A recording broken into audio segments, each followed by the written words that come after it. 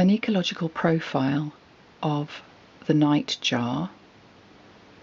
by Stanley, who was writing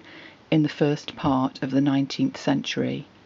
when the nightjar was more commonly known as the Fern-Owl or the goatsucker, after its Latin name. The goatsuckers or fern-owls, so called from being frequently met with on heather or wild places abounding with fern, ought more truly to be called moth-hawks, from their feeding almost entirely upon these soft-winged insects, which they catch up in their flight, however dark it may be. To human beings who at dusk can scarcely trace a swift-flying moth as it glances by, it is inconceivable how this bird can contrive to make its constant meals on such precarious prey. Nature, however, has amply provided it with never-failing means of feasting to its satisfaction.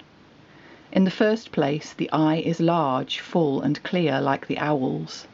and so thin and transparent is the membrane separating it from the base of the upper mandible, that as it flies when in search of food with its mouth open, it has been surmised by some naturalists that the bird is enabled thereby to keep a lookout forward as well as on either side through the thin bony membrane. At all events, without this odd addition to great powers of vision, a skull more than half filled up with eyesight must enable the possessor to see more clearly in the dark than we can conceive possible.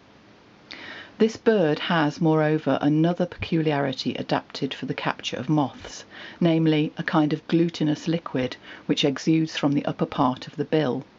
and is so adhesive that small insects are retained by it, and it is thus enabled to imprison and swallow a number of them together. And what is still more singular, that although swallowed they still continue to exist, a fact only lately, we believe, known, and discovered accidentally by a person who, having one evening shot a goatsucker, was surprised to see a moth come out of its mouth and fly away,